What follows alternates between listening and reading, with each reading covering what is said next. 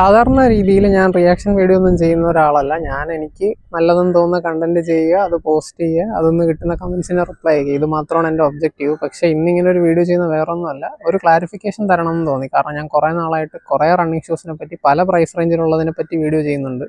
അപ്പോൾ അങ്ങനെ ഒരു വീഡിയോയിൽ വന്ന കമൻറ്റാണിത്. അതായത് 1000 രൂപയ്ക്ക് മിന്ത്രയിൽ ഷൂസ് ഉള്ളപ്പോൾ ഇത്രയും കാശൊന്നും കൊടുത്ത് വാങ്ങേണ്ട കാര്യമില്ല. ഈ റണ്ണിങ് ഷൂ സീരീസിൻ്റെ ഒബ്ജക്റ്റീവ് എന്ന് പറഞ്ഞാൽ പല പ്രൈസ് റേഞ്ചിൽ, പല ബഡ്ജറ്റ് ഉള്ളവർക്ക്, പല റണ്ണിങ് ഗോൾസ് ഉള്ളവർക്ക് ഷൂസ് സെലക്ട് ചെയ്യുന്ന കാര്യം വരുമ്പോൾ കമ്പാരിറ്റീവ്ലി നല്ലൊരു ഷൂസ് സെലക്ട് ചെയ്യാനായിട്ട് എന്നെക്കൊണ്ട് പറ്റുന്ന രീതിയിലുള്ള ഹെൽപ്പ് കൊടുക്കുക എന്നുള്ളതാണ്.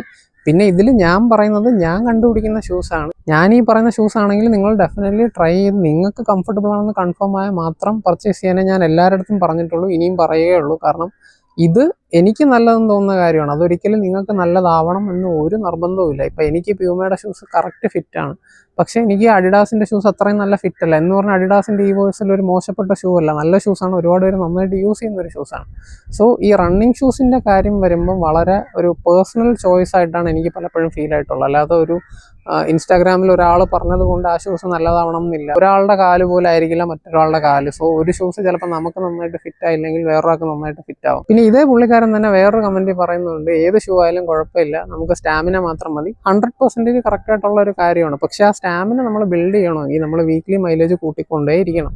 അതായത് അറ്റ്ലീസ്റ്റ് ഒരു 30, 35, 40 കിലോമീറ്ററൊക്കെ ഒരു വീക്ക് ഓടുന്ന ഒരാൾ 700 രൂപയുടെ ഷൂസ് വാങ്ങിച്ച് ഒരു ലൈറ്റ് ജോഗൊക്കെ ചെയ്യാൻ പറ്റുന്ന ഒരു മോഡലാണ് വാങ്ങുന്നതെങ്കിൽ ഡെഫിനറ്റ്ലി ഇഞ്ചറി വരും. കാരണം ആ ഷൂസിൻ്റെ മാക്സിമം ലോഡ് ഹാൻഡിൽ ചെയ്യാൻ പറ്റുന്ന ഒരു കപ്പാസിറ്റി ചിലപ്പോൾ വരുന്ന 5 കിലോമീറ്ററോ 10 കിലോമീറ്റർ ആയിരിക്കും. നിങ്ങൾ ആ ഷൂസ് ഇട്ട് 7 ദിവസം 30-40 കിലോമീറ്റർ ഓടുകയാണെങ്കിൽ അത് പെട്ടെന്ന് ഫ്ലാറ്റ് ആവും, അതിൻ്റെ സോള് ഡാമേജ് ആവും. ഡെഫിനറ്റ്ലി നിങ്ങൾക്ക് പ്ലാന്റർ ഫാസൈറ്റീസ് പോലത്തെ ഇഷ്യൂസ് വരാം, ഷിൻ സ്പ്ലിൻസ് വരാം, എന്തിന് സ്ട്രെസ് ഫ്രാക്ചർ വരെ വരാം. ഇത് ഞാൻ പറയുന്നതല്ല, നിങ്ങൾക്ക് ഏതെങ്കിലും ഒരു ഡോക്ടറായിട്ട് കൺസൾട്ട് ചെയ്താൽ തന്നെ ഇതിൻ്റെ ഒരു ഫീഡ്ബാക്ക് കിട്ടും. അപ്പോൾ പ്രൈസിങ് കൂടുന്നത് ശരിക്കും പറഞ്ഞാൽ ആ ഷൂസിൽ യൂസ് ചെയ്തിരിക്കുന്ന പല മെറ്റീരിയൽസ് ഇമ്പ്രൂവ് ആകുമ്പോഴാണ്, അല്ലെങ്കിൽ ആ ഷൂസിന് അത്രയും നല്ല ക്വാളിറ്റി വരുമ്പോഴാണ്, അല്ലെങ്കിൽ ക്വാളിറ്റി പ്രോഡക്ട്സ് യൂസ് ചെയ്യുമ്പോഴാണ് ശരിക്കും പറഞ്ഞാൽ ഈ ലീഡിങ് ബ്രാൻഡ്സിൻ്റെയൊക്കെ ഷൂസിന് റേറ്റ് കൂടിക്കൊണ്ടിരിക്കുന്നത്. പക്ഷേ അത് മാൻഡറ്ററി അല്ല. ഞാൻ ഒരു വീഡിയോയിലും നിങ്ങൾ കുത്തിന് പിടിച്ചിട്ട് ഈ ഷൂസേ വാങ്ങാവുള്ളൂ എന്ന് പറഞ്ഞിട്ടില്ല. ആ പ്രൈസ് പോയിന്റിൽ ഷൂസ് അഫോർഡ് ചെയ്യാൻ പറ്റുന്നവർക്ക് വാങ്ങാൻ വേണ്ടിയുള്ള കുറച്ച് സജഷൻസ് പറയുകയാണ്. ഇനിയും ഞാൻ അത് തന്നെ ചെയ്യും. ഇനി കുറച്ചും കൂടെ എക്സ്പെൻസീവ് ഷൂസാണ് പറയുന്നത്. അപ്പോഴത്തേക്ക് ഇതുപോലത്തെ ഒരുപാട് കമൻറ്റ്സ് ഞാൻ പ്രതീക്ഷിക്കുന്നുണ്ട്. അതൊന്നും എന്നെ ബാധിക്കുന്ന ഒരു കാര്യമല്ല. പക്ഷേ ഒരു ക്ലാരിഫിക്കേഷൻ, കാരണം റണ്ണിങ് ഷൂസ് ഞാൻ ഈ ഷൂസിനെ പ്രൊമോട്ട് ചെയ്തുകൊണ്ട് എനിക്കൊരു അഡ്വാൻറ്റേജും കിട്ടുന്നില്ല. ഇത് അഫിലിയേറ്റ് മാർക്കറ്റിങ്ങോ അങ്ങനെയുള്ള ഒരു പരിപാടി ഞാൻ ഈ വീഡിയോസിലൊന്നും ചെയ്യുന്നില്ല, യൂട്യൂബ് ഇടുന്നതിൽ പോലും ചെയ്യുന്നില്ല.